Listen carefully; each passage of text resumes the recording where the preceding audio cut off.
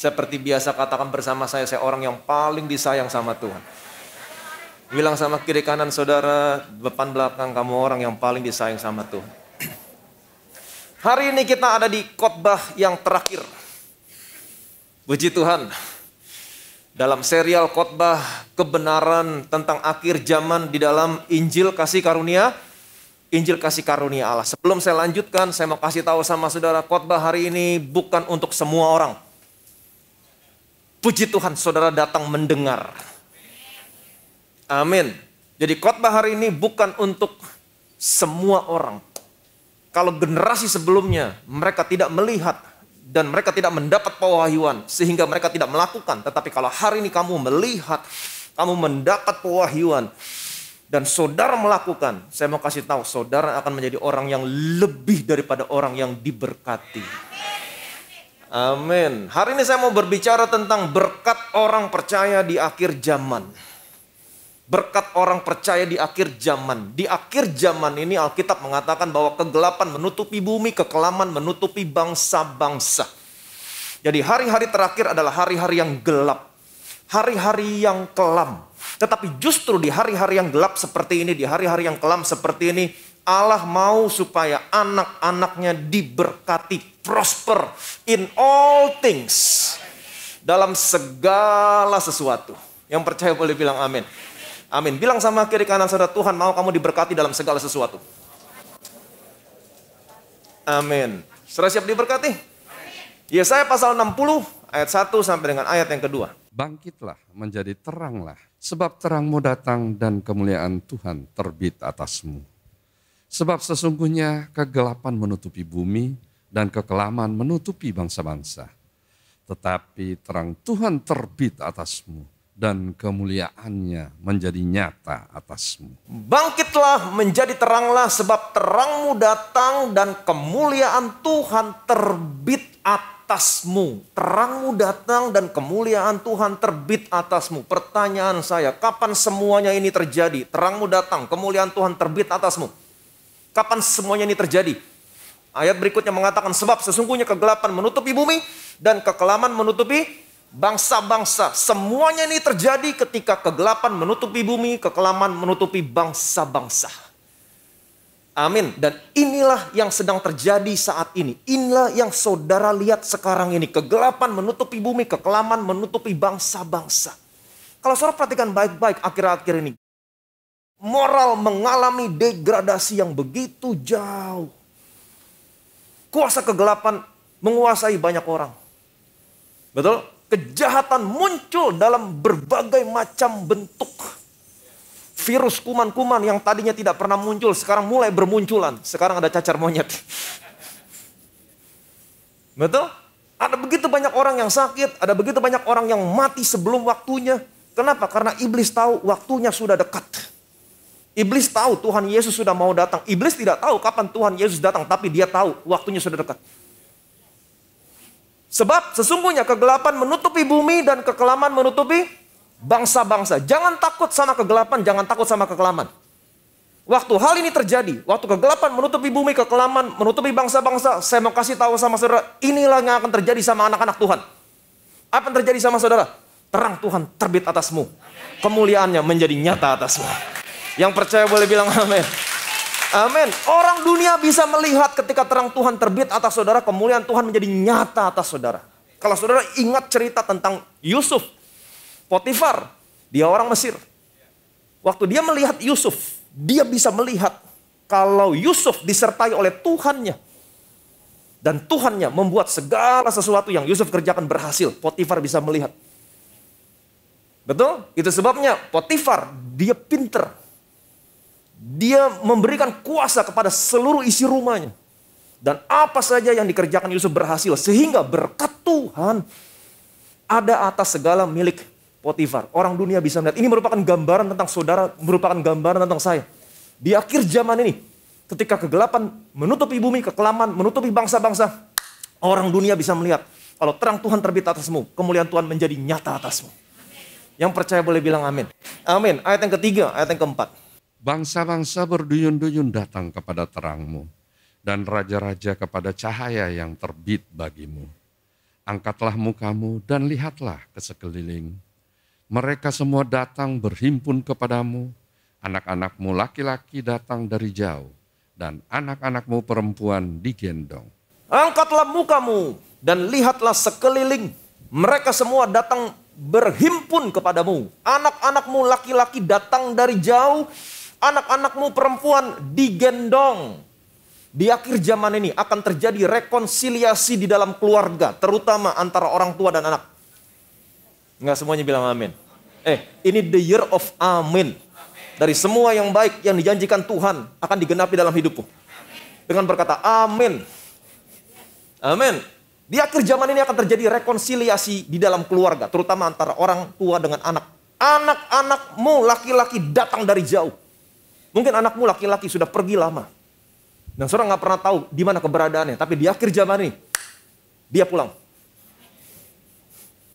Amin.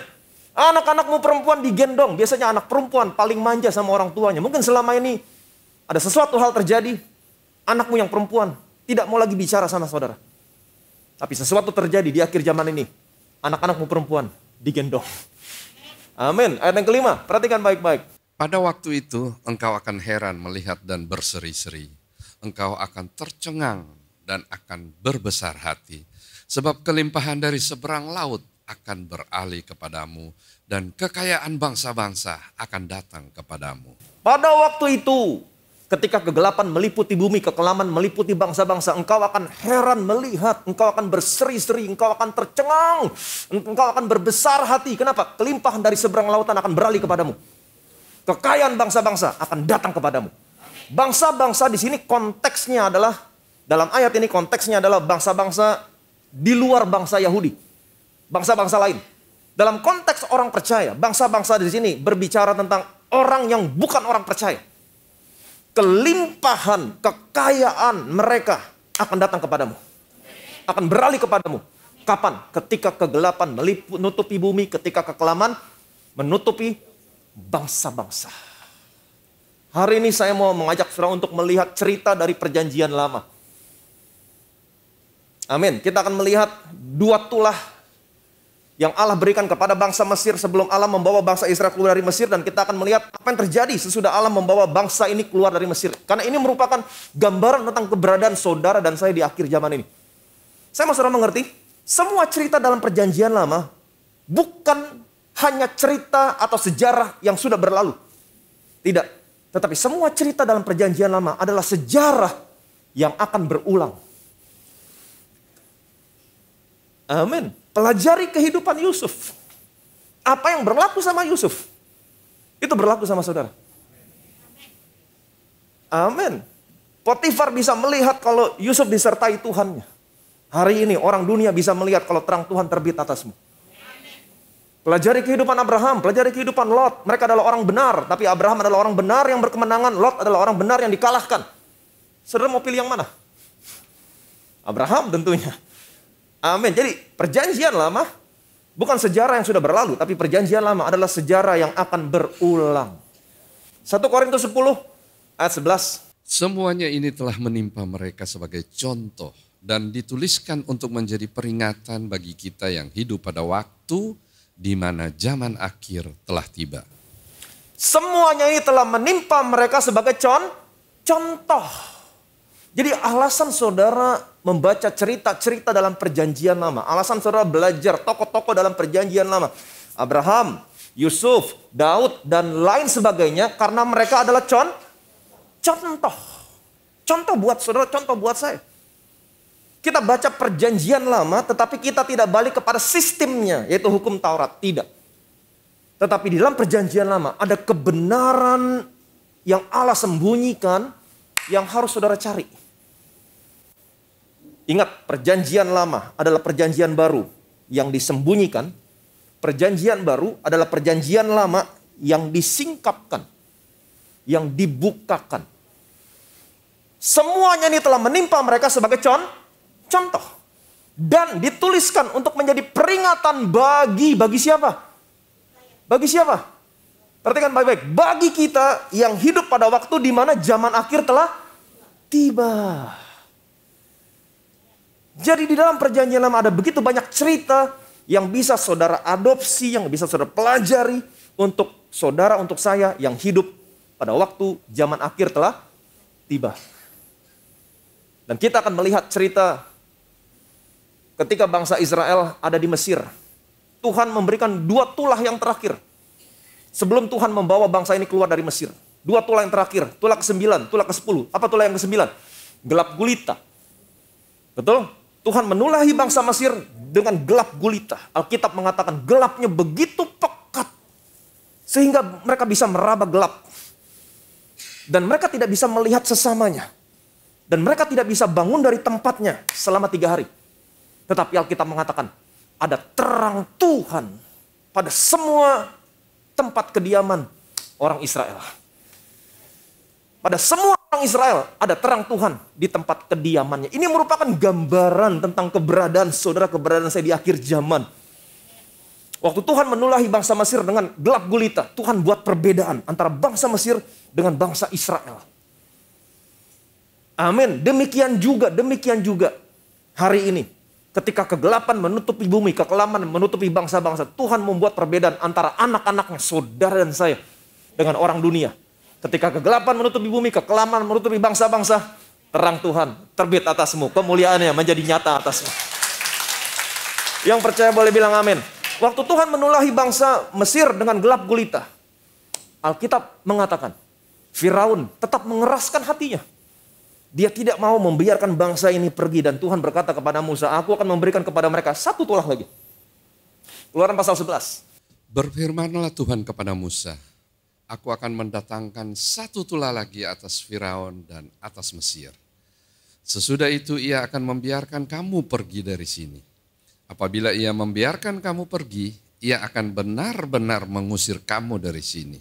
Berfirmanlah Tuhan kepada Musa, aku akan mendatangkan 1 tulah lagi atas Firaun dan atas Mesir. Apa tulah yang terakhir? Tulah yang ke-10. Tulah kemusnahan. Semua anak sulung di Mesir mati.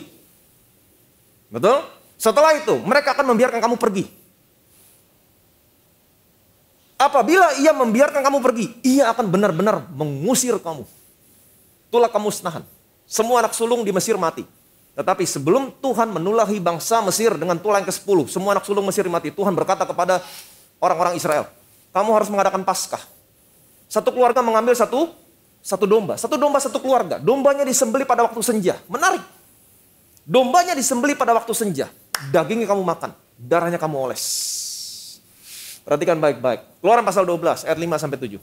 Anak dombamu itu harus jantan, tidak bercerah, berumur 1 tahun. Kamu boleh ambil domba atau kambing. Kamu harus mengurungnya sampai hari yang ke-14 bulan ini. Lalu seluruh jemaat Israel berkumpul, harus menyembelihnya pada waktu senja. Kemudian dari darahnya haruslah diambil sedikit dan dibubuhkan pada kedua tiang pintu dan pada ambang atas pada rumah-rumah di mana orang memakannya. Mereka mengambil anak domba. Anak dombanya disembelih pada waktu kapan? Pada waktu senja. Harus menyembelihnya pada waktu senja. Kata senja di sini terjemahan dalam bahasa Ibraninya adalah erep. Apa itu erep? Between 2 evening.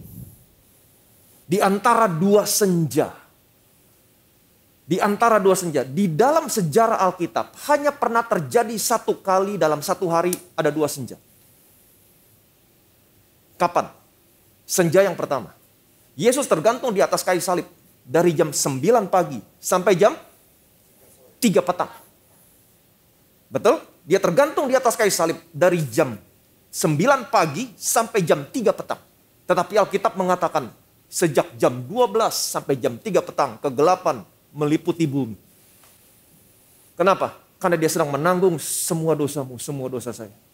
Ini senja yang pertama. Yesus tergantung di atas kayu salib dari jam 9 pagi sampai jam 3 petang. Tapi kegelapan meliputi bumi sejak jam 12 sampai jam 3 petang. Ini senja yang pertama. Jam 3 petang, dia menghembuskan nafasnya yang terakhir, dia menyerahkan nyawanya. Kemudian Alkitab mengatakan langit dan bumi kembali menjadi terang. Ini menandakan Allah menerima korban tubuh Yesus sebagai korban untuk dosamu, untuk dosa saya. Setelah itu, masuk senja yang kedua. Jadi anak domba yang dipersembahkan pada waktu senja di tiap-tiap rumah orang Israel di mana mereka makan dagingnya, darah mereka oles. Between two evening, Ereb. Ini berbicara tentang kematian Tuhan. Yesus dipersembahkan di antara dua senja. Between two evenings. Amin. Ini yang membebaskan mereka dari tulah kemusnahan. Dagingnya mereka makan, darahnya mereka oles. Artinya apa? Dengan kata lain, mereka mengaplikasikan kematian Tuhan di dalam rumah mereka. Darahnya mereka oles, dagingnya mereka makan. Dan perhatikan baik, darahnya bukan dioles di dalam rumah untuk dilihat orang-orang Israel, bukan. Tapi darahnya dioles di luar rumah untuk dilihat oleh Allah. Karena Allah berkata, apabila aku melihat darah, amin, aku akan lewat daripada kamu. Dan aku memastikan tidak ada tulah kemusnahan di tengah-tengah kamu. Amin. Jadi bagian Tuhan untuk menilai kelayakan darah anak bukan bagian saudara. Bagian saudara adalah percaya. Saudara olesin, tinggal dalam rumah, saudara percaya. Amin. Dan bagian menilai darah anaknya adalah bagian Allah. Apa yang terjadi? Ketika Tuhan melihat darah pada setiap rumah orang Israel, di mana di dalamnya orang Israel makan dagingnya. Amin. Tuhan berkata, aku akan lewat daripada kamu. Passover, aku akan lewat daripada kamu. Kematian anak domba membebaskan mereka dari tulah kemusnahan. Dan saya mau kasih tahu sama saudara, ketika kegelapan menutupi bumi, kekelaman menutupi bangsa-bangsa, ada begitu banyak tulah kemusnahan di akhir zaman ini. Tapi kalau saudara mau mengaplikasikan kematian Tuhan, makan tubuhnya, minum darahnya, Tuhan akan membebaskan kamu dari tulah kemusnahan di akhir zaman ini. Yang percaya boleh bilang amin. Amin. Keluaran pasal 11 ayat 2 sampai 3. Baiklah, katakan kepada bangsa itu, supaya setiap laki-laki meminta barang-barang emas dan perak kepada tetangganya, dan setiap perempuan kepada tetangganya pula. Lalu Tuhan membuat orang Mesir bermurah hati terhadap bangsa itu. Lagi pula, Musa adalah seorang yang sangat terpandang di tanah Mesir, di mata pegawai-pegawai Firaun dan di mata rakyat. Baiklah, katakan kepada bangsa itu, supaya setiap laki-laki dan setiap perempuan meminta barang-barang apa? Emas dan perak kepada tetangganya. Katakan kepada setiap laki-laki, kepada setiap perempuan, supaya mereka meminta emas perak dari setiap tetangganya. Dikasih enggak? Dan Tuhan membuat orang Mesir bermurah hati terhadap bangsa itu. Saya mau kasih tahu sama saudara, di akhir zaman ini saudara akan banyak melihat kasih karunia kebaikan Tuhan dalam hidupmu. Amin. Tuhan membuat bangsa Mesir bermurah hati. Sehingga mereka mau memberikan emas perak kepada bangsa Israel. Ini yang dinamakan ketika kegelapan menutupi bumi, kekelaman menutupi bangsa-bangsa. Kamu akan heran. Heran melihat, berseri-seri. Ya ampun, baik banget ya. Kelimpahan, kekayaan bangsa Mesir dialihkan kepada bangsa Israel. Wow, siapa yang membuat ini? Tuhan yang membuat ini. Yang percaya boleh bilang amin. Amin. Tuhan yang membuat ini. Kekayaan bangsa Mesir dialihkan kepada bangsa Israel. Kapan? Ketika kegelapan meliputi bumi, kekelaman meliputi bangsa-bangsa. Ada tulah kegelapan, ada tulah kemusnahan. Tapi itulah saatnya Tuhan membuat bangsa Mesir bermurah hati sehingga terjadi transfer kekayaan. Apa yang terjadi ketika mereka keluar dari Mesir? Perhatikan baik-baik. Dituntunnya mereka keluar membawa perak dan emas, dan di antara suku-suku mereka tidak ada yang tergelincir. Dituntunnya mereka keluar membawa perak dan emas. Kenapa? Karena Tuhan membuat bangsa Mesir bermurah hati kepada bangsa Israel sehingga kekayaan bangsa Mesir dialihkan kepada bangsa Israel. Amin. Mereka diberkati keluar dari Mesir. Dan bukan hanya diberkati. Dan di antara suku-suku mereka tidak ada yang tergelincir. Kakinya tidak ada yang terpelecok. Semua keluar dari Mesir. Opa, oma, opung, siapapun. Mereka keluar sehat. Mereka semua jalan kaki. Nggak ada yang dibopong, nggak ada yang ditanduk, semua jalan kaki. Tuhan membuat mereka sehat. Jadi mereka bukan hanya diberkati, tapi mereka sehat. Kalau saja mereka yang makan daging anak domba yang natural, mereka bisa sehat. Mereka bisa diberkati. Lebih lagi saudara dan saya yang makan daging anak domba yang supranatural. Penghapus dosa dunia. Kalau mereka sehat, kamu super sehat. Kalau mereka diberkati, kamu super diberkati. Jadi ini yang kita lihat dalam sejarah perjanjian lama, cerita dalam perjanjian lama. Ingat, ini bukan cerita yang berlalu, sejarah yang berlalu, tapi ini sejarah yang berulang. Jadi jangan takut sama kegelapan. Jangan takut sama kekelaman. Amin. Pada saat itu Tuhan membuat perbedaan antara orang Mesir dengan orang Israel. Dan ini yang terjadi di akhir zaman ini. Ketika kegelapan menutupi bumi, kekelaman menutupi bangsa-bangsa. Tuhan akan buat perbedaan antara anak-anaknya, saudara dan saya dengan orang dunia. Jadi kalau saudara belajar Alkitab, saudara akan mendapat pengharapan. Jadi kalau saudara bandingkan waktu-waktu itu, apa yang terjadi waktu-waktu itu? Kalau saudara bandingkan dengan waktu-waktu sekarang, apa yang terjadi pada waktu-waktu sekarang? Kalau saudara bandingkan dengan apa yang terjadi pada waktu itu. Perhatikan baik-baik. Waktu zaman perbudakan di Mesir, ketika Tuhan menulahi bangsa Mesir dengan gelap gulita, apa yang terjadi sama bangsa Israel? Terang Tuhan ada di setiap rumah orang Israel. Terang yang supranatural. Bukan terang yang alami, yang berasal dari lampu lilin, bukan. Tapi terang yang supranatural. Terang Tuhan. Ketika Tuhan menulahi bangsa Mesir dengan tulah kemusnahan, semua anak sulung di Mesir mati. Tapi mereka mengaplikasikan kematian Tuhan. Menyembelih anak domba di antara dua senja. Mereka makan daging, mereka oleskan darah. Tuhan lewat dari rumah mereka. Tidak ada tulah kemusnahan. Dan ketika Tuhan membawa bangsa ini keluar dari Mesir, apa yang terjadi? Tuhan membuat mereka diberkati. Ada transfer kekayaan. Kekayaan bangsa-bangsa dialihkan. Datang kepada bangsa Israel. Tuhan membuat mereka bermurah hati. Dan bukan hanya diberkati, mereka keluar. Mereka semua dalam keadaan sehat. Kalau saudara bandingkan apa yang terjadi pada waktu itu. Karena ini sejarah yang berulang. Saudara bandingkan dengan waktu sekarang. Apa yang terjadi sekarang? Apa yang terjadi sama saudara dan saya sekarang? Ketika kegelapan menutupi bumi. Apa yang terjadi sama saudara sama saya? Terang Tuhan terbit atasmu. Kemuliaan Tuhan menjadi nyata atasmu.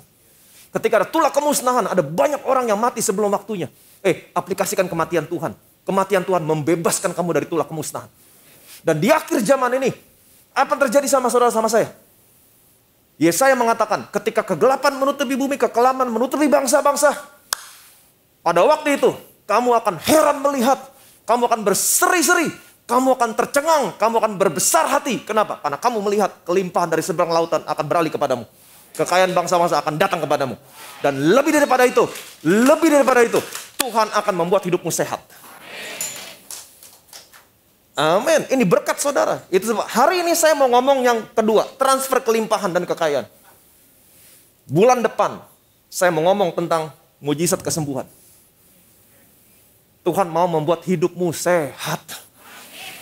Bukan hanya diberkati. Tapi Tuhan di akhir zaman ini Tuhan mau membuat hidupmu sehat. Jadi di akhir zaman ini ada kelimpahan dari seberang lautan akan beralih kepadamu. Kekayaan bangsa-bangsa akan datang kepadamu. Jangan takut, bukan dengan cara yang ilegal, caranya legal. Cara-caranya Tuhan adalah cara yang legal. Amin. Ingat, hari ini saya mau ngajak saudara untuk belajar prinsipnya. Kita belajar prinsipnya dari perjanjian lama. Oke, kita akan belajar prinsipnya. Ingat, kekayaan orang berdosa disimpan untuk orang benar. Kekayaan orang berdosa disimpan untuk orang benar. Amsal pasal 13. Orang baik meninggalkan warisan bagi anak cucunya, tetapi kekayaan orang berdosa disimpan bagi orang benar. Orang baik meninggalkan warisan bagi anak cucunya, tetapi kekayaan orang berdosa disimpan bagi orang benar. Siapa yang dimaksud dengan orang benar di sini? Jangan malu-malu, lihat kiri kanan saudara. Kamu orang benar, kamu orang benar. Jadi saudara harus tahu apa yang akan terjadi sama saudara di akhir zaman ini. Apa yang terjadi sama saudara? Kekayaan bangsa-bangsa akan beralih kepadamu. Kekayaan orang berdosa disimpan untuk orang benar. Kapan terjadi? Tapi Pak, belum terjadi. Akan segera terjadi. Kapan? Ketika kegelapan menutupi bumi, kekelaman menutupi bangsa-bangsa. Pengkhotbah pasal 2 ayat 26. Karena kepada orang yang dikenangnya, dia mengaruniakan hikmat, pengetahuan, dan kesukaan. Tetapi orang berdosa ditugaskannya untuk menghimpun dan menimbun sesuatu yang kemudian harus diberikannya kepada orang yang dikenan Allah. Ini pun kesia-siaan dan usaha menjaring angin. Karena kepada orang yang dikenannya, ia mengaruniakan hikmat, pengetahuan, dan kesukaan. Tetapi orang berdosa ditugaskannya. Tuhan punya tugas untuk orang berdosa. Apa tugasnya? Untuk menghimpun, menimbun sesuatu yang kemudian harus diberikan kepada orang yang dikenan Allah. Siapa yang dimaksud dengan orang yang dikenan Allah di sini? Saudara dan saya. Apa yang membuat saudara dan saya berkenan di hadapan Allah? Darah anaknya. Amin. Tuhan punya tugas untuk orang berdosa. Orang berdosa ditugaskan untuk menghimpun, menimbun sesuatu yang harus diberikan kepada siapa? Orang yang dikenannya. Ini tugas orang berdosa. Amin. Menghimpun, menimbun sesuatu yang kemudian harus diberikan kepada siapa? Orang yang dikenan Allah. Mereka bekerja, terus bekerja. Kata Tuhan, stop. Tiba waktunya sekarang, kamu transfer. Yang percaya boleh bilang amin. Caranya legal. Legal caranya, bukan ilegal. Jangan pikir yang macam-macam. Caranya legal. Kenapa saya katakan demikian? Tuhan adalah yang empunya segala sesuatunya. Segala sesuatu dijadikan dia, untuk dia, oleh dia. Amin. Emas perak milik dia. Semua kekayaan yang orang dunia miliki milik dia. Dia yang berkuasa. Amin. Dia yang segala sesuatu kembali kepada Tuhan. Jadi terserah Tuhan mau transfer kemana. Dia mau alihkan kemana? Dan caranya adalah legal. Bagaimana caranya? Nanti saya akan jelaskan sama saudara bagaimana caranya.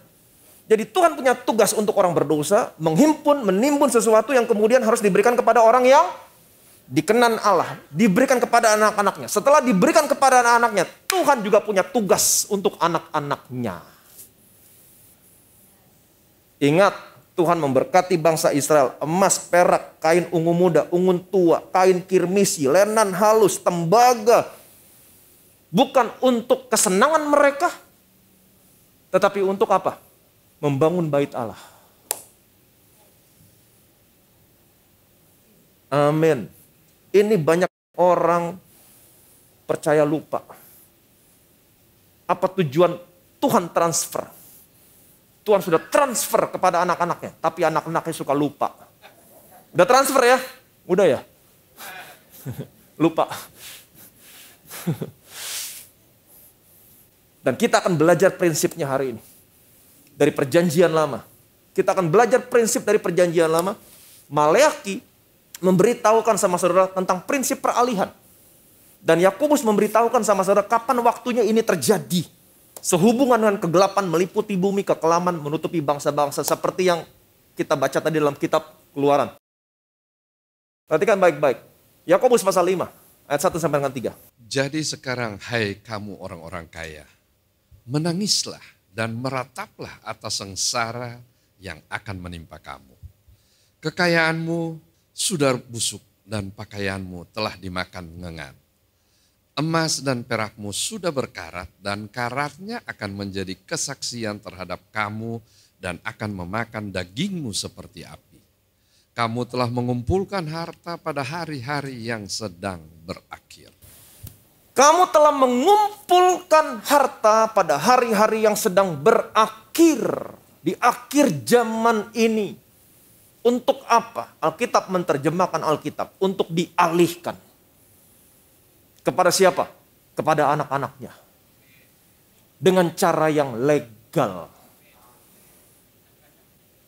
Amin. Bagaimana caranya? Tuhan akan membuat saudara memiliki bisnis, salah satu contohnya, memiliki bisnis dengan orang dunia. Amin. Ketika saudara memiliki bisnis dengan orang dunia bisa melihat saudara di akhir zaman ini terang Tuhan terbit atasmu, kemuliaan Tuhan nyata atasmu. Seperti yang terjadi sama Yusuf, Potifar bisa melihat Tuhan menyertai Yusuf dan Tuhan membuat segala sesuatu yang Yusuf kerjakan berhasil. Potifar melihat, ketika Potifar melihat, Potifar kasih lagi, kepercayaan lebih besar lagi. Tuhan akan membuka pintu-pintu berkat. Dia akan pertemukan saudara dengan orang-orang dunia, sehingga saudara memiliki bisnis ikatan kerja dengan orang dunia, dan orang dunia bisa melihat terang Tuhan terbit atasmu, kemuliaan Tuhan nyata atasmu, Immanuel, apa yang kamu kerjakan berhasil, sehingga orang dunia, gue tambahin lagi loh, gue kasih lagi, lo mau kerjaan ini, gue kasih lagi loh. Ini caranya, kekayaan mereka beralih kepadamu. Caranya legal, Pak. Jangan pikir yang macam-macam. Sehingga kamu mendapat berkat, kekayaan mereka beralih kepadamu. Amin. Jadi caranya legal. Ini yang terjadi di akhir zaman ini. Kenapa? Karena Tuhan ingin mengalihkan. Ingat, semuanya milik Tuhan. Tuhan mau mengalihkan. Tuhan punya tugas untuk orang dunia. Kamu kumpulin, kamu himpun, kamu kumpulin. Tiba saatnya. Bisnis dengan anakku. Alihkan kekayaanmu. Amin. Ini salah satu contoh yang saya berikan sama saudara. Tentunya, jadi Tuhan akan mengalihkan kekayaannya kepada anak-anaknya. Tentunya, kalau saudara mau mengalihkan kekayaan saudara, tentunya saudara akan mengalihkan kekayaan saudara kepada orang yang setia. Saudara tidak akan pernah mengalihkan kekayaanmu kepada orang yang tidak setia. Tuhan berkata begini, kita belajar prinsipnya, saudara harus mengerti prinsip. Barang siapa setia dalam perkara-perkara kecil, ia setia juga dalam perkara-perkara besar. Dan barang siapa tidak benar dalam perkara-perkara kecil, ia tidak benar juga dalam perkara-perkara besar. Jadi, jikalau kamu tidak setia dalam hal mamon yang tidak jujur, siapakah yang akan mempercayakan kepadamu harta yang sesungguhnya? Barang siapa setia dalam perkara-perkara kecil, ia setia juga dalam perkara-perkara besar. Dan barang siapa tidak benar dalam perkara-perkara kecil, ia tidak benar juga dalam perkara-perkara besar. Jadi, jikalau kamu tidak setia dalam hal mamon yang tidak jujur, uang, mamon. Kalau saudara baca secara keseluruhan konteksnya ini berbicara tentang uang. Jadi kalau kamu tidak setia, tidak jujur dalam hal mamon, dalam hal uang, siapakah yang akan mempercayakan kepadamu harta yang sesungguhnya? Jadi buat Tuhan, mamon, uang, cien adalah hal yang kecil. Perkara kecil. Jadi kalau saudara mau melihat kesetiaan seseorang, lihat dari sisi bagaimana orang ini memiliki sikap terhadap uang. Lihat, kalau dia setia dalam hal uang, dia setia dalam perkara yang besar. Lihat bagaimana caranya, sikapnya terhadap uang. Kalau punya hutang, bayar nggak? Apa tarsok-tarsok? Kalau punya hutang, tepat waktu nggak bayar? Setia dalam perkara kecil, mamon. Dia setia, dia bisa dipercaya dalam hal yang besar. Amin. Ayat yang ke-12, perhatikan baik-baik. Dan jikalau kamu tidak setia dalam harta orang lain, siapakah yang akan menyerahkan hartamu sendiri kepadamu? Dan jikalau kamu tidak setia dalam harta orang lain, apa contohnya harta orang lain? Apa contohnya? Persepuluhan. Nah, saya ngomong persepuluhan mukanya berubah langsung semuanya. Jujur, sebagai seorang gembala, berat banget ngomong persepuluhan. Kalau saya ngomong di gereja lain, saya nothing tulus. Karena gak ada kepentingan. Kalau saya ngomong di gereja sendiri, berat. Karena saya takut ada misinterpretasi di antara jemaat. Karena kebanyakan jemaat berkata, gereja mau memperkaya diri. Nah, saya tahu, saya melihat. Saya memang jarang ngecek, tapi saya pernah melihat sebagian besar jemaat Bethesda memberikan persepuluhan. Sekalipun saya jarang ngomong persepuluhan, saudara bisa hitung dalam setahun. Bisa dihitung pakai jari, saya ngomong persepuluhan. Tapi saudara sudah memberikan persepuluhan. Kebanyakan jemaat berkata, oh gereja mau memperkaya diri, memperkaya diri. No, gereja tidak mau memperkaya diri. Tuhan yang mau memperkaya saudara. Karena ini cara-caranya Tuhan. Ini prinsip yang harus kita belajari. Ada kebenaran yang tersembunyi dalam perjanjian lama yang harus saudara cari. Tuhan mau memperkaya saudara. Kalau saudara baca kitab Maleaki, Tuhan berkata kepada bangsa Israel, kamu telah menyimpang daripadaku. Kamu tidak memelihara ketetapanku. Dalam hal apa kami menyimpang? Bagaimana kami harus kembali? Perhatikan baik-baik. Kita belajar prinsip di sini. Kita tidak kembali kepada sistem hukum Taurat, tapi kita belajar prinsip. Sejak zaman nenek moyangmu, kamu telah menyimpang dari ketetapanku dan tidak memeliharanya. Kembalilah kepadaku, maka aku akan kembali kepadamu, firman Tuhan semesta alam. Tetapi kamu berkata, dengan cara bagaimanakah kami harus kembali? Bolehkah manusia menipu Allah? Namun kamu menipu aku. Tetapi kamu berkata, dengan cara bagaimanakah kami menipu engkau? Mengenai persembahan persepuluhan dan persembahan khusus. Sejak zaman nenek moyangmu, kamu telah menyimpang dari ketetapanku dan tidak memeliharanya. Kembalilah kepadaku. Maka aku akan kembali kepadamu. Firman Tuhan semesta alam. Tetapi kamu berkata, dengan cara bagaimanakah kami harus kembali ke? Bagaimana cara kami harus kembali? Kemudian Tuhan berkata, boleh manusia menipu Allah? Tidak boleh. Tapi kamu menipu aku. Kemudian mereka tanya lagi, dengan cara bagaimanakah kami menipu engkau? Nanya terus. Kelihatan belaga bego nih orang. Bagaimana kamu harus kembali? Tuhan bilang, kamu telah menipu aku. Bagaimana kami menipu engkau? Nanya terus. Oke, kemudian Tuhan jawab begini. Ini jawabannya aneh. Bagaimana kami harus kembali? Bagaimana kami menipu engkau? Mengenai persembahan, persepuluhan, dan persembahan khusus. Kamu telah menipu aku, kata Tuhan. Dalam Alkitab versi King James, you robbed me. Kamu merampok aku. Kalau Tuhan berkata, kamu merampok aku, artinya persembahan persepuluhan milik Tuhan. Kalau kamu nggak bisa dipercayakan harta orang lain, bagaimana kamu bisa dipercayakan harta yang sesungguhnya? Saya mau kasih tahu sama ini prinsip di akhir zaman ini. Tuhan mau mengalihkan kekayaannya. Dia mau mempercayakan kekayaannya. Kepada siapa? Tentunya kepada setiap orang yang bisa dipercaya. Amin. Ayat yang ke-10. Perhatikan baik-baik. Bawalah seluruh persembahan persepuluhan itu ke dalam rumah perbendaharaan, supaya ada persediaan makanan di rumahku, dan ujilah aku. Firman Tuhan semesta alam.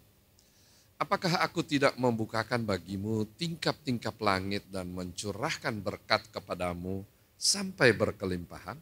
Bawalah seluruh persembahan persepuluhan itu ke dalam rumah perbendaharaan supaya ada persediaan makanan di rumahku dan ujilah aku. Firman Tuhan semesta alam. Siapa yang berkata di sini? Tuhan. Apakah aku tidak membukakan bagimu tingkap-tingkap langit dan mencurahkan berkat kepadamu sampai berkelimpahan? Bukankah aku akan membuka tingkap-tingkap langit dan mencurahkan berkatku sampai berkelimpahan? Jangan pernah berpikir Tuhan buka langit, dia jatuhin duit di depan rumah saudara. Bukan itu maksudnya. Alkitab menerjemahkan Alkitab. Bukankah aku akan membuka tingkap-tingkap langit, dia akan buka pintu-pintu berkat buat saudara. Dia mencurahkan berkatnya kepadamu secara berkelimpahan. Artinya apa? Ada transfer. Kamu akan melihat kelimpahan dari seberang lautan. Kamu akan melihat kekayaan bangsa-bangsa beralih kepadamu. Di akhir zaman ini. Ada transfer kekayaan. Kapan? Ketika kegelapan meliputi, kekelaman menutupi bangsa-bangsa. Ini caranya. Bagaimana caranya? Saya sudah kasih tahu sama saudara tadi contohnya. Dia akan membuat saudara memiliki bisnis dengan orang dunia. Dan ketika orang dunia melihat terang Tuhan terbit atasmu, kemuliaan Tuhan nyata atasmu, apa yang terjadi? Dia buka pintu-pintu berkat yang baru. Kamu kerjaan ini ya, kamu kerjaan ini ya, kamu kerjaan ini ya, saya punya lagi, kamu kerjaan ini ya. Bukankah dia akan mencurahkan berkat sampai berkelimpahan? Tuhan akan mempercayakan kekayaannya kepada orang yang dapat dipercaya. Amin. Ayat 11.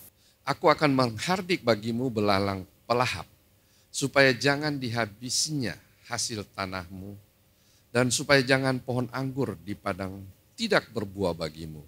Firman Tuhan semesta alam. Aku akan menghardik bagimu belalang pelahap. Siapa belalang pelahap di sini? Iblis. Betul? Supaya jangan dihabisinya hasil tanahmu dan supaya jangan pohon anggur di padang tidak berbuah bagimu. Firman Tuhan semesta alam. Mungkin saudara berkata sama, tapi ini kan perjanjian lama, Pak. Ayat ini kan terdapat dalam perjanjian lama. Kita kan nggak hidup lagi dalam perjanjian lama. Perhatikan baik-baik. Ayat ini memang terdapat dalam perjanjian lama, tapi bukan berarti di bawah sistem perjanjian lama. Ini terdapat dalam Maleakhi pasal 3. Betul? Saudara tahu bagaimana Maleakhi pasal 3 dimulai? Perhatikan baik-baik. Baca konteksnya secara keseluruhan. Maleakhi pasal 3 ayat 1 dan 2. Lihat, aku menyuruh utusanku supaya ia mempersiapkan jalan di hadapanku. Dengan mendadak Tuhan yang kamu cari itu akan masuk ke baitnya.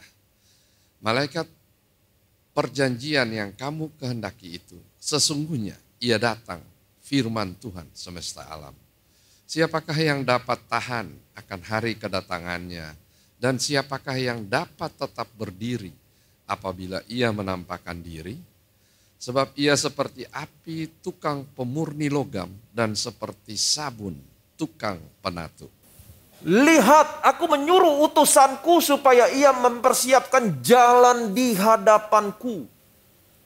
Kalimat berikutnya, perhatikan baik-baik. Dengan mendadak Tuhan yang kamu cari akan masuk ke baitnya, malaikat perjanjian yang kamu kehendaki itu sesungguhnya ia datang. Jadi ini berbicara tentang kedatangan Tuhan. Firman Tuhan semesta alam, siapakah yang dapat tahan akan hari kedatangannya? Nah, kalimat yang pertama, lihat, aku menyuruh utusanku supaya ia mempersiapkan jalan di hadapanku. Ini berbicara tentang kedatangan Tuhan yang pertama kali di dalam dunia ini. Kenapa? Karena kedatangan Tuhan yang pertama tidak secara mendadak. Betul? Kalimat yang kedua, dengan mendadak. Tapi kedatangan Tuhan yang pertama kali ke dalam dunia ini, dia lahir sebagai seorang bayi di Bethlehem. Tidak secara mendadak. Kedatangannya dipersiapkan. Ada orang di padang gurun berseru-seru mempersiapkan jalan bagi Tuhan. Persiapkanlah jalan bagi Tuhan. Siapakah dia? Yohanes Pembaptis. Ini berbicara tentang kedatangan Tuhan yang pertama. Dengan mendadak Tuhan yang kamu cari itu akan masuk ke baitnya. Malaikat perjanjian yang kamu kehendaki. Sesungguhnya ia datang. Firman Tuhan semesta alam. Siapakah yang dapat tahan akan hari kedatangannya?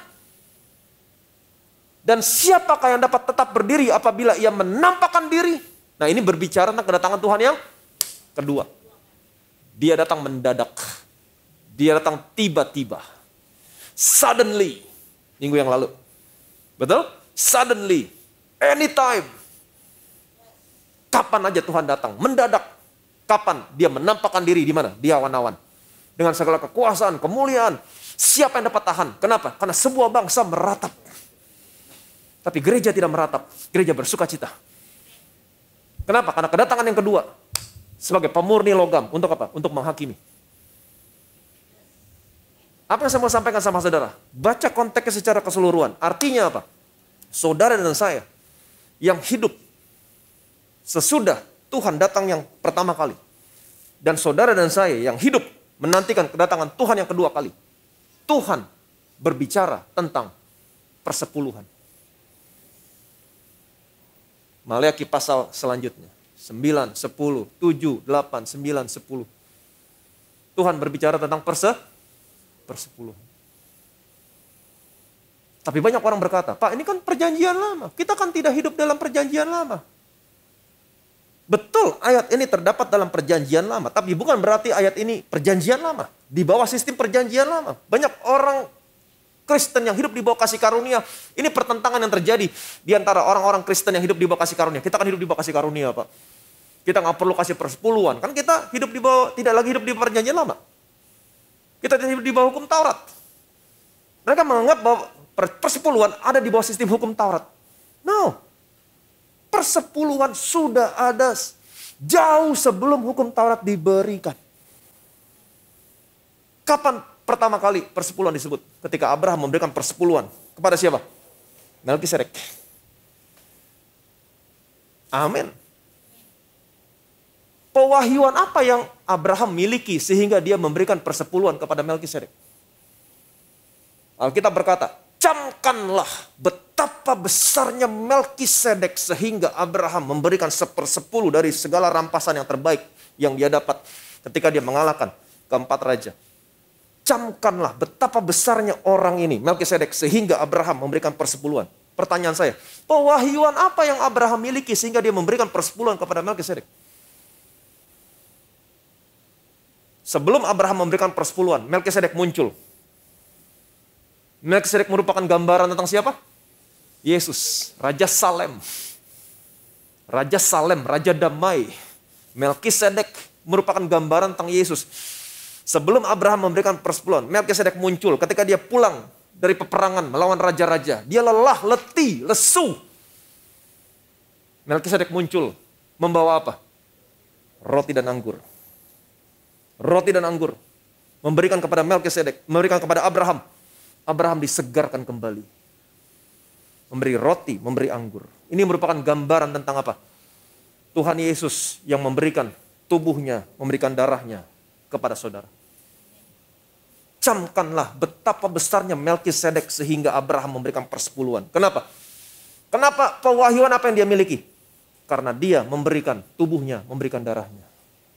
Betapa besarnya Yesus dalam hidupmu. Karena dia sudah memberikan tubuhnya, memberikan darahnya. Ini pewahyuan yang saudara harus miliki ketika kamu memberikan persepuluhan. Betapa besarnya Yesus dalam hidup saya. Dia sudah memberikan tubuhnya, memberikan darahnya buat saya. Amin. Kalau saudara nggak punya pewahyuan, nggak usah kasih. Selesai, kita nggak usah berdebat. Karena khotbah ini bukan buat semua orang. Amin. Ibrani pasal 7, ayat 7 sampai 8. Memang tidak dapat disangkal bahwa yang lebih rendah diberkati oleh yang lebih tinggi. Dan di sini manusia-manusia fana menerima persepuluhan. Dan di sana ia yang tentang dia diberi kesaksian bahwa ia hidup. Memang tidak dapat disangkal bahwa yang lebih rendah diberkati oleh yang lebih tinggi. Siapa yang lebih rendah? Abraham. Siapa yang lebih tinggi? Melkisedek. Melkisedek memberkati Abraham. Kenapa? Waktu Abraham pulang dari peperangan, membawa rampasan, Melkisedek muncul, memberikan roti dan anggur. Kemudian setelah memberikan roti dan anggur, Abraham memberikan persepuluhan. Betapa besarnya engkau dalam hidupku.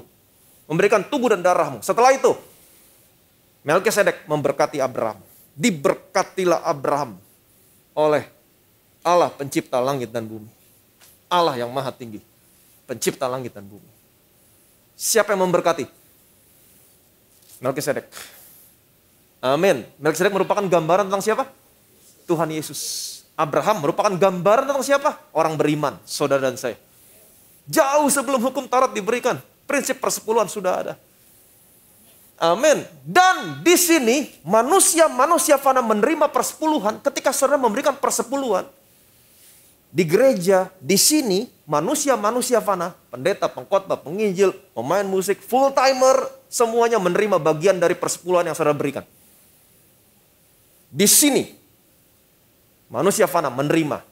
Dan bukan hanya di sini yang menerima persepuluhan saudara, tapi ketika saudara memberikan persepuluhan dan di sana ia, Yesus juga menerima persepuluhan saudara. Amin. Yang tentang dia diberikan kesaksian. Persepuluhan yang saudara berikan. Ini merupakan saksi, bukti bahwa dia hidup. Jadi ada dua cara mengenang Tuhan. Kalau saudara ikut kelas Grow in Grace, saudara akan mengerti di sana. Lebih detail. Daftarkan diri saudara. Ada dua cara mengenang Tuhan. Yang pertama, dengan perjamuan kudus. Setiap kali kamu makan roti ini, kamu minum cawan ini, kamu memberitakan kematian dia. Kamu mengenang kematian dia. Amin. Cara yang kedua, memberikan persepuluhan. Waktu kamu memberikan persepuluhan, apa yang kamu berikan, ini memberikan kesaksian kebangkitan dia. Dia hidup. Amin. Yesus hidup dalam hidup saya. Tapi banyak orang Kristen, terutama yang hidup di bawah kasih karunia. Oh, kita kan hidup di bawah kasih karunia, kita kan nggak hidup di bawah hukum Taurat lagi. Tuhan baik, Tuhan baik, Tuhan baik. Memang Tuhan baik. Kita nggak perlu kasih persepuluhan, Tuhan baik, Tuhan baik. Justru karena saudara tahu Tuhan baik, cara saudara merespon adalah memberikan persepuluhan. Saya memberikan persepuluhan, kenapa? Karena Tuhan baik. Dia baik, dia hidup dalam hidup saya, dan sekarang dia memberkati saya. Amin. Nah, kalau saudara lihat cerita bangsa Israel, waktu bangsa Israel kembali dari pembuangan di Babel, selama 70 tahun dibuang ke sana. Waktu mereka kembali, mereka bangun bait Allah. Dan di bait Allah itu ada seorang imam yang melayani, namanya Eliasib. Dia punya teman, dia punya hopeng, namanya Tobia. Apa yang terjadi antara Eliasib dan Tobia? Perhatikan baik-baik. Tetapi sebelum masa itu, Imam Eliasib yang diangkat untuk mengawasi bilik-bilik rumah Allah kami dan yang mempunyai hubungan erat dengan Tobia, menyediakan sebuah bilik besar bagi Tobia itu. Sebelumnya orang membawa ke bilik itu korban sajian, kemenyan, perkakas-perkakas, dan persembahan persepuluhan daripada gandum, anggur, dan minyak yang menjadi hak orang-orang Lewi, para penyanyi, dan para penunggu pintu gerbang, dan persembahan khusus bagi para imam. Di sini ada seorang imam namanya Eliasib. Dia punya hubungan erat, hopeng, kalau boleh bilang hopeng lah ya, dengan Tobia. Oke, Tobia bukan orang Israel. Nah, karena hubungannya begitu dekat, Eliasib, dia memberikan sebuah bilik, sebuah kamar di dalam bait Allah kepada Tobia, di mana bilik ini, kamar ini sebelumnya dipergunakan untuk menyimpan korban sajian, kemenyan, perkakas, persembahan, persepuluhan. Jadi kamar ini sebelumnya dipakai untuk menyimpan kemenyan, korban sajian, perkakas, persembahan, persepuluhan dari gandum, anggur, minyak yang menjadi hak orang Lewi. Kemudian menjadi hak para penyanyi, penunggu pintu gerbang, dan persembahan khusus bagi para imam. Tadinya kamar ini digunakan untuk menyimpan ini semua. Tetapi oleh Imam Eliasib semuanya dikosongin. Oke. Kemudian kamarnya dikasih kepada siapa? Kepada Tobia. Dengan kata lain, Imam Eliasib tidak lagi memungut persembahan khusus, persembahan persepuluhan, kemenyan, apapun. Dia tutup semuanya. Dia tidak lagi memungut. Dia tiadakan. Dia kasih ke Tobia. Saudara tahu apa arti kata Tobia? Tobia artinya God is good. Tuhan baik. Sekarang banyak orang Kristen yang berkata, Tuhan baik, Tuhan baik. Dan mereka meniadakan persembahan persepuluhan. Nggak usah kasih persepuluhan, Tuhan baik, Tuhan baik, Tuhan baik. Apa yang terjadi ketika mereka menutup bilik itu? Tidak lagi memungut persembahan persepuluhan, persembahan. Apa yang terjadi sama rumah Tuhan? Perhatikan baik-baik. Ketika peristiwa itu terjadi, aku tidak ada di Yerusalem. Karena pada tahun ke-32 pemerintahan Artasasta, Raja Babel, aku pergi menghadap raja. Tetapi sesudah beberapa waktu aku minta izin dari raja untuk pergi. Lalu aku tiba di Yerusalem dan melihat kejahatan yang dibuat Eliasib untuk keuntungan Tobia. Sebab bagi Tobia ini telah disediakannya sebuah bilik di pelataran rumah Allah. Lagi, ada yang ketujuh. Lalu aku tiba di Yerusalem dan melihat kejahatan. Kejahatan yang dilakukan oleh siapa? Eliasib untuk keuntungan Tobia. Meniadakan persembahan persepuluhan, persembahan khusus oleh Eliasib. Alkitab mengatakan ini kejahatan. Aku menjadi sangat kesal. Lalu kulempar semua perabot rumah Tobia keluar bilik itu. Kemudian kusuruh tahirkan bilik itu. Sesudah itu kubawa kembali ke sana perkakas-perkakas rumah Allah, korban sajian dan kemenyan. Juga kudapati bahwa sumbangan-sumbangan bagi orang-orang Lewi tidak pernah diberikan, sehingga orang-orang Lewi dan para penyanyi yang bertugas masing-masing lari ke ladangnya. Aku menyesali para penguasa, kataku, mengapa rumah Allah dibiarkan begitu saja? Lalu kukumpulkan orang-orang Lewi itu dan kukembalikan pada tempatnya. Maka seluruh orang Yehuda kembali lagi mempersembahkan persepuluhan daripada gandum, anggur, dan minyak ke perbendaharaan. Perhatikan baik-baik. Meniadakan persembahan persepuluhan, persembahan khusus adalah kejahatan. Eliasib meniadakan, ini kejahatan. Kenapa rumah Allah dibiarkan begitu saja? Ketika iman Eliasib meniadakan persembahan yang diberikan untuk penjaga pintu gerbang, imam-imam, penyanyi-penyanyi, apa yang terjadi? Apa yang terjadi sama mereka? Ayat yang ke-10 tadi dikatakan, orang-orang Lewi dan para penyanyi yang bertugas masing-masing kemana? Lari ke ladangnya. Mereka bekerja di luar. Kalau mereka bekerja di luar, apakah mereka punya waktu untuk mempersiapkan firman Tuhan? Kenapa rumah Tuhan dibiarkan begitu saja? Puji Tuhan, Bethesda Church, sebagian besar jemaatnya memberikan persepuluhan. Bahkan Grace Army pun anak-anak muda banyak yang memberikan persepuluhan. Itu sebabnya gereja ini begitu kuat. Puji Tuhan. Amin. Dan gereja ini setiap bulannya menyisihkan lebih daripada 10% untuk membantu gereja-gereja dan hamba-hamba Tuhan yang ada di luar sana. Betapa Tuhan baik. Amin. Ada satu gereja yang kami bantu. Kita terus mencari. Siapa yang kita bisa bantu? Karena jangan lupa tujuan transfer. Saudara gak boleh lupa tujuan transfer. Kalau Tuhan mengalihkan, mempercayakan kekayaan sama saudara, kamu harus tahu. Artinya apa? Kamu harus menjadi berkat buat orang lain. Kita terus mencari sampai hari ini. Ada satu gereja di luar Pulau Jawa.